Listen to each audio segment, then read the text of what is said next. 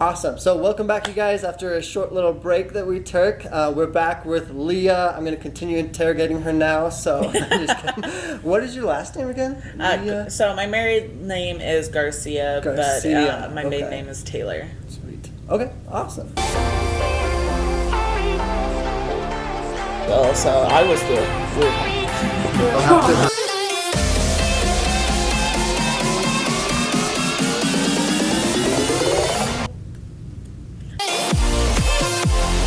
Do you have any feelings?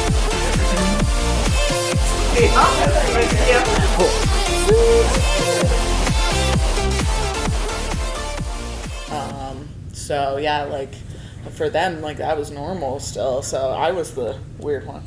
Yeah. So that's a good point to make. Yeah, that she went, and then did you ask like when this kid started to trickle out? I think we had started touching on that. Okay. I guess that whole question could bring up a lot of other things. Exactly, yeah. I think this will go into a lot, so this will be awesome.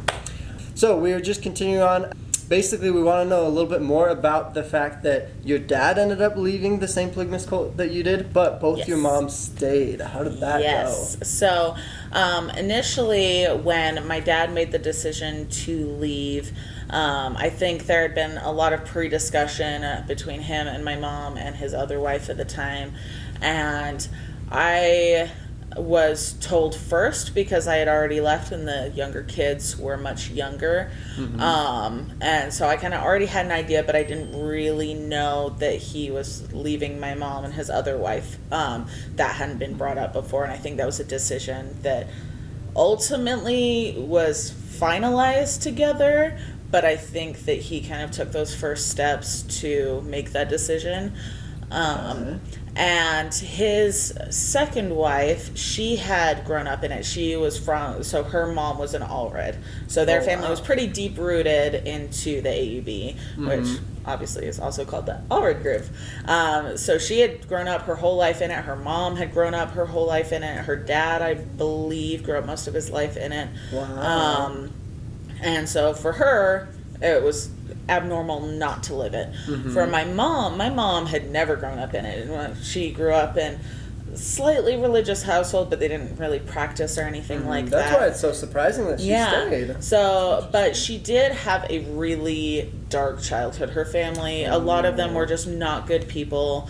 And that's her story to tell. I don't want to go too much into that, but I'm actually not surprised that she stayed, considering what she went through growing up, because for her, I think the group or the cult or whatever you want to call it was more of a safe haven to her. I think it made her feel protected from those things that she had gone through, and almost felt like it wasn't possible for those things to happen. Now, unfortunately, those things have happened and do continue to happen, but I think she's just put so much stock into the religion now that to walk away, I think, would not only hurt her pride a lot, but also she would have to restart everything all over again, and I think that's a bit scary to her. Oh, yeah. So, honestly, we weren't actually surprised that my mom stayed because of her experiences and because she had been the one, which we found out later, she had been the one that convinced my dad to join, not the other way around. Oh, so that's a unique situation. Yeah, very unique. She was the one that pushed him to get a second wife and was pushing him to get a third wife. And he was just kind of along for the ride. He was just like, okay. Yeah. So we weren't surprised that she stayed. We were surprised that he left his other wife, to be honest, because she was like the younger wife, you know, the one that does all the fun stuff, and the one that's like, you know, like young and pretty and whatnot. And obviously that got phased out over the years. But I mean, you know, like you'd think that the young wife would be the alternative, just statistically. Yeah. But it didn't work out that way for either of them. Okay. So it was a little interesting and a little unexpected. Because that would be really awkward if you left the first but stayed with the second, right? Because the second was not going to leave the group. So no, well, and she, Honestly, I think it caught her off guard that he didn't stay with her. I think she kind of anticipated, had the same kind of mindset, like, I'm the young wife, like, Okay. I don't have as many, as many burdens, or I don't have as much luggage, like, or baggage, sorry. So it would be Interesting. ultimately easier, but yeah, she was really caught off guard, I think, by that. Wow, that's so interesting. Yeah, I think that's a unique situation. I haven't heard of very many where that actually ends up playing out, but that's wild. Okay, what about, just in case we didn't go over this in the beginning, what was the process of, you were the oldest and you left first, and then did siblings follow after? How did it go for like your family in general? So I left first at 16, and then my dad left. So my dad was the second one to leave, and he left right before my daughter was born. So I had my daughter right before I turned 19. So my dad left right at the tail end of my pregnancy. And then after that, so I think about a year after that, was when my middle sister, the next one after me, she left, but she did get married. To someone in the cult or out of the So they were in the cult, but they had no desire to be in the cult. So they both ultimately kind of distanced themselves from it, but they did get married very young, and ultimately the relationship didn't work out. But his family is very prominent in the AUB as well. So she left at the same age as me, 16. And then afterwards, it was just my youngest sister and my little brother. And my little brother was maybe 6 months old when I left, so we didn't really develop much of a relationship. I wasn't around him very much when he was younger. And he's still a minor, so he still lives with my mom. But my youngest sister, when she got to be about 15, 16, she decided to leave as well. She realized that she was gay, and she's like, well, this is not going to benefit anyone. So she ended up leaving at 16 as well. So it was kind of a steady progression of all of us all leaving at the same age, though. Yeah. That's really cool. Oh, wow. And now that most of you are out and everything, do you get to keep a good relationship with them? How would you describe that? So I think me and my youngest sister are the closest now, and obviously it's kind of shifted over the years. We've all kind of gone through phases, depending on what phase of life we're personally in as well. But me and my youngest sister are probably the closest, and then me and my dad, as far as like me and my parents go. But we all just kind of all have different dynamics and kind of bounce off of each other in different ways. But my youngest sister also doesn't live in the States anymore. She decided to move to England with my dad. So our relationship is very long distance, but we speak quite a bit. So nice. Well, that's cool. I'm glad you can still keep a good relationship like that. Yeah, me too. Sweet. Well, I think we're getting close to the end here. Just for one of the last ones to wrap everything up, we're trying to remember exactly how I worded this. Sorry, You're fine. A little bit, but what do you? Yeah, let's just kind of put it that way. What do you think was one of the hardest struggles that you went through, and how do your struggles compare to being in the cult versus now being out of the cult? Okay. So I think probably one of my biggest struggles being in the cult was probably the homophobia and the racism, because my family converted when I was about 10 years old. And so I had already grown up with friends that were black or friends that their parents were gay, and that was normal to me. That there was nothing wrong with that. And my first experience when I moved over here was somebody making a derogatory comment about the fact that my best friend was black, and it was the first time I had ever heard that word used by an actual person. I had heard of the word, but for me it was so horrifying that instantly I was put off.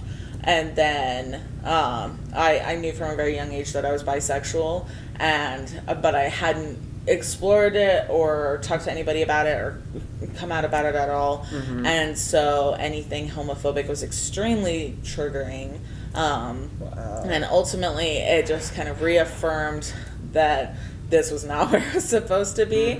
And unfortunately, it was something that not only would the adults make comments that were homophobic or sexist or racist, but the kids would too, and the adults were okay with this. And I think that's what I struggle with the most, is because that was something that I could see was just a pattern that was continuing generation after generation. I didn't want to be a part of that pattern. And so I think that's ultimately what I struggled with the most inside the cult, aside from the obvious issues like underage marriage and like corrupt authority and things like that. But I think after leaving, what I probably struggled with the most was kind of getting a grip on like things in moderation, because after being told that everything's bad for so long, and then you leave and you have this idea, well, no, that's bad, then you kind of want to explore, is this really bad? Is this really bad? And so you've never been taught how to moderate what you're doing or what you're taking or anything like that. And so obviously, being fresh out of a cult, I wanted to experiment, I wanted to try new things. And having any self-control was just not something that was there for me. And I wish I had had someone to kind of guide me and like give me like someone to lean on or reach out to, or even just to give me a good example of what a healthy relationship with alcohol would look like, where you can just have one drink, or that just because you can smoke doesn't mean it's going to be beneficial for you. Just these kinds of things like that. And even as far as like sexual education goes as well, like having no understanding of birth control or safe sex or anything like that, that was probably a huge culture shock, especially because I obviously got pregnant at 18, so I was really fresh out of the AUB still. And I think a big part of that was that I had no education as far as being safe during intercourse. Do they have any sex ed in the group? Or no, it's kind of up to the parents, and the parents kind of pick and choose what they want to share and tell you and what they don't. So did your parents have the talk with you, or did they just skip over that? Not really. I think most of my understanding of that ended up coming from like movies that I'd seen my parents watch when we went to bed, kind of thing. Like I'd sneak and like watch from behind the couch, or just like random things that I overheard. So obviously, when you're overhearing things, your understanding is going to be misconstrued. Yeah, and you don't get to ask your questions about it and stuff. Exactly. So my education was very limited, and when they did have the talk, it was basically like the egg and this and this and this, and boom, baby. And so it's like it doesn't really give you any insight into anything else. And I even found myself explaining certain things to my parents when they've had questions, because they were like, and they never dated much when they were younger, and so they were LDS when they got married, and they saved themselves until marriage. So their only relationship up until that point was each other. So their education was very limited on it too. So I think that contributed greatly to my lack of education. Because they didn't have too much to share, bro. Exactly. Dang, that's crazy. I do know, I've even heard of people from the order that they got married very young, they weren't told enough, and they thought just holding hands is how they would create a baby. No. And so they would literally just talk about how they weren't holding hands good enough, or they didn't know why they weren't making a baby and all that. Oh my gosh. It's crazy how much in the unknown people can be when they're raised in these kind of environments. Yeah. Oh, absolutely. I kind of want to ask the same question you asked me at the end of yours. Is there any advice that you would give, any like really cool things that you learned or something that you'd want to share? Well, one thing I would really like to share is that obviously growing up in the lifestyle that we did, it can feel as though it's a severe disadvantage. We can feel like we're very much behind, that we are limited in our education or limited in our experiences, and it's very easy to become resentful and very easy to become bitter. But one thing that I've kind of come to terms with is we're resilient. we overcome, because our entire life has been trial after trial after trial. And all of our experiences, even after leaving, have made us stronger. And it's kind of like you were built in the fire, essentially. Yeah. And at the end of the day, I know that the experiences in the outside world might seem scary, but compared to the lifestyle that we had to live beforehand, it's a piece of cake.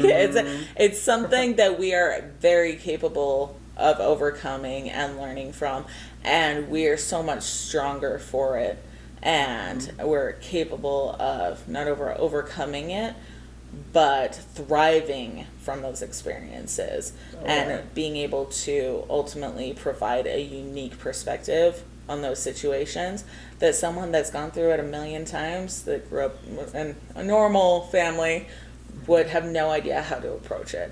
And so I think we're at an extreme advantage, and it's all about perspective. Everything in life is either an opportunity or a lesson, and it's up to you as to which one it's going to be.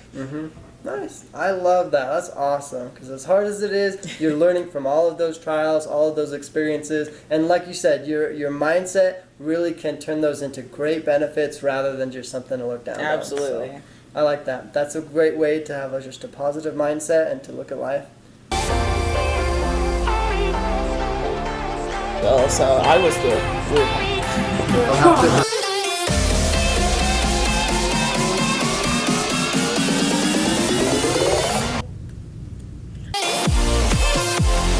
Do you have any feelings?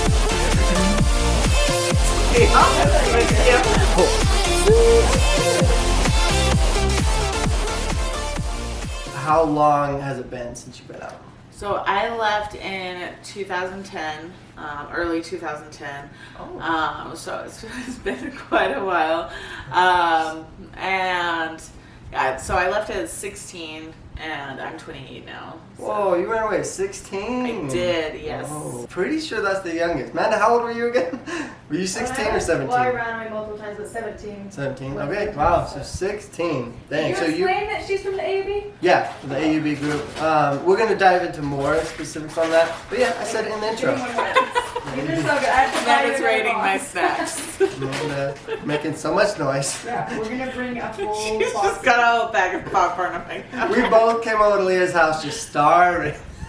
We need to go eat some food. But,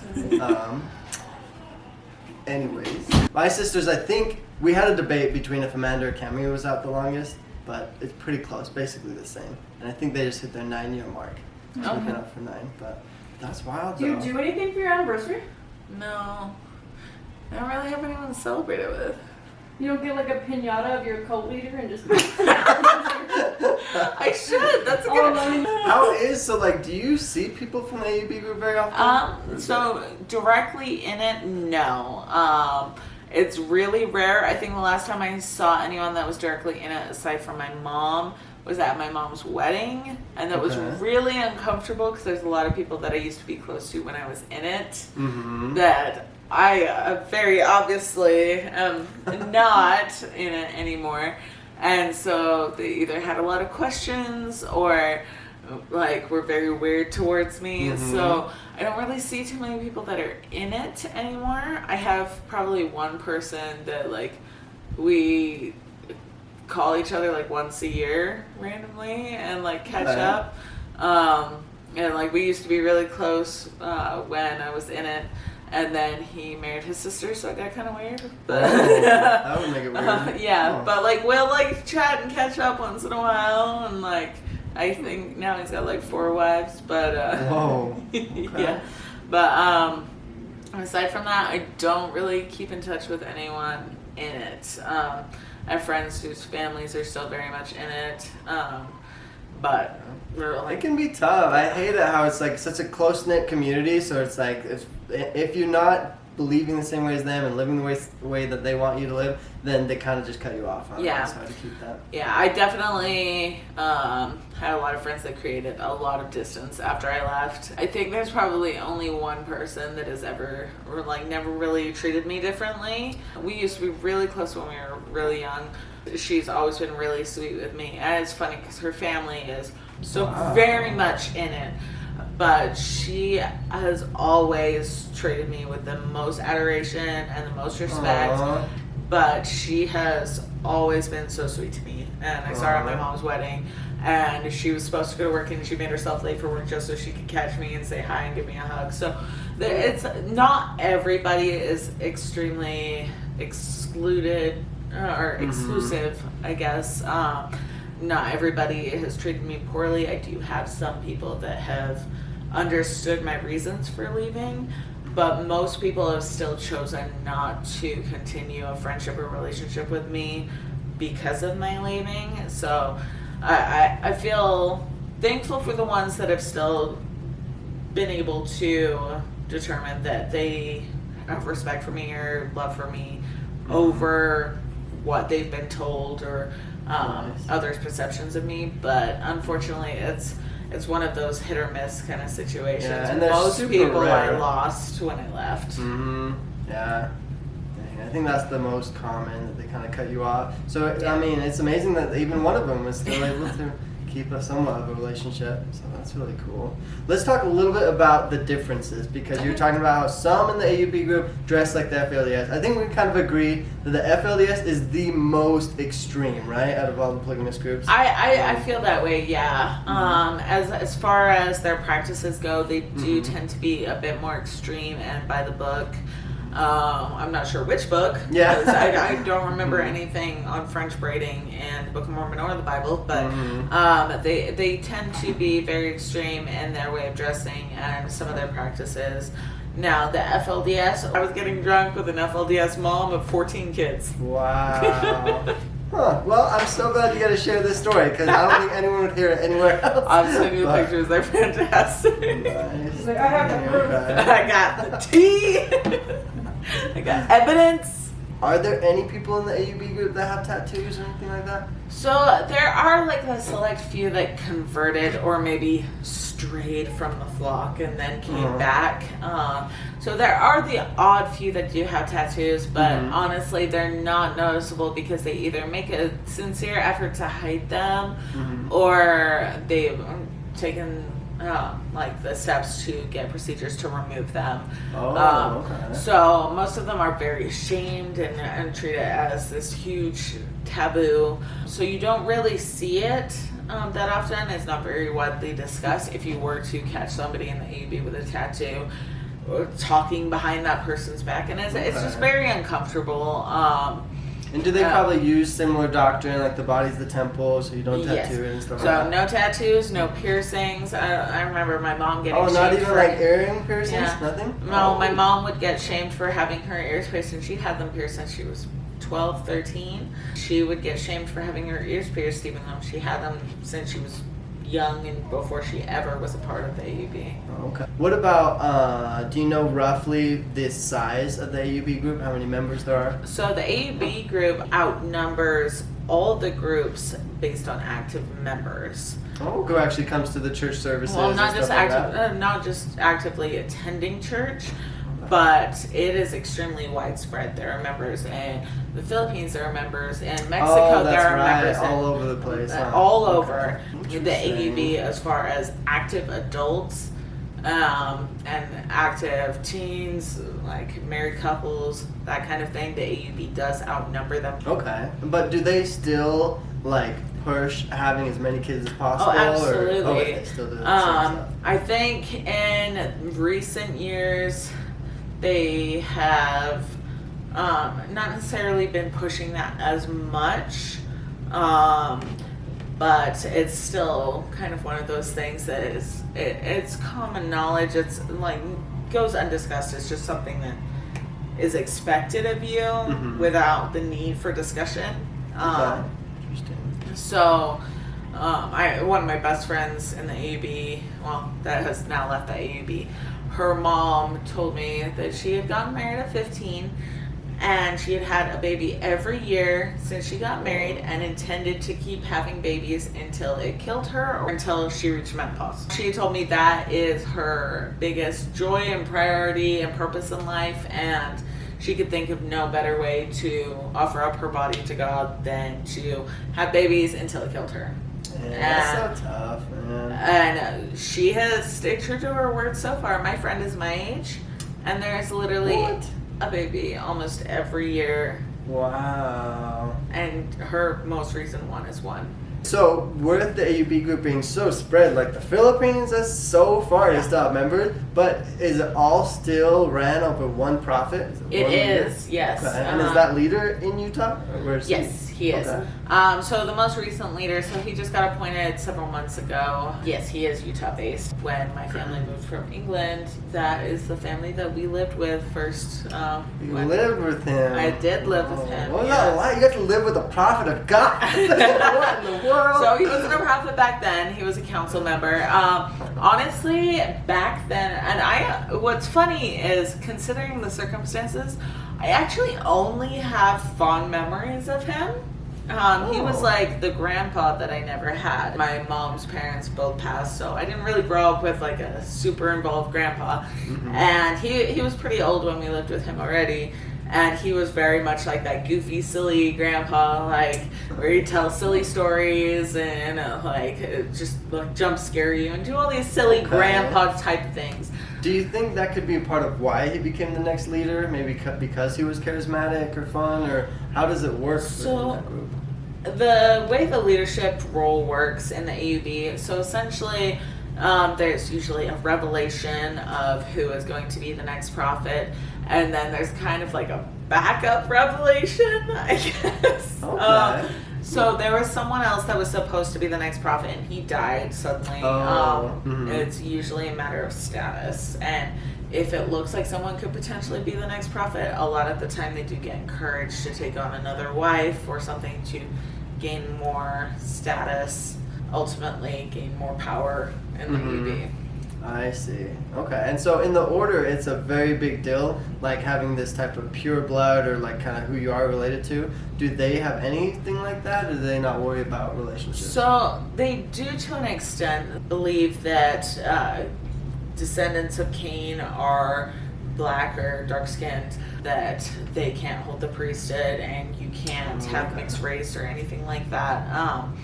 And so essentially a few years ago, they started requesting blood tests for certain leaders or certain like prominent families to determine how white they really were. Wow. A lot of people ended up getting like really badly shunned or treated differently because they had somewhere in their lineage some kind of black blood or dark skin. Or probably just any other race, right? Like, not necessarily any other race. They're kind of selective, and then they realize just how many people actually have some kind of different race mixed in. And so they realize like, oh, maybe this isn't a good idea. Are there any black members though? No.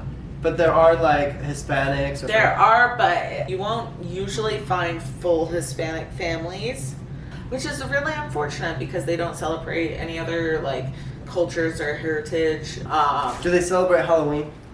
Some families do. It depends on the family, to be honest. Interesting. So as long as they celebrate Halloween, that's the most important. Yeah. Some families celebrate Halloween. There are the odd family that does not celebrate certain holidays.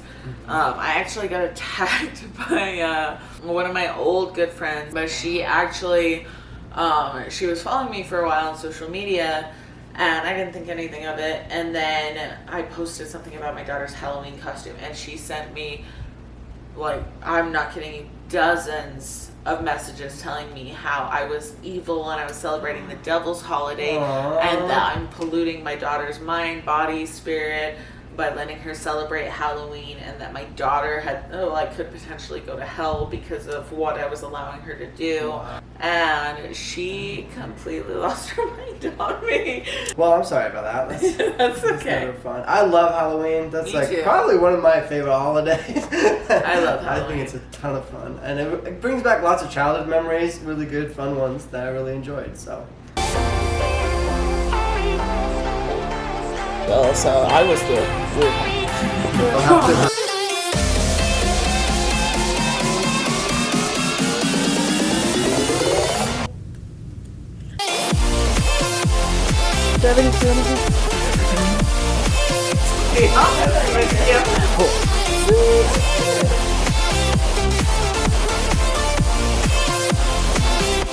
Well, thank you so much for doing this interview with me. Yeah, Leah helped me start my TikTok, and so I'm going to be doing videos on there so much. And have a good one. Bye.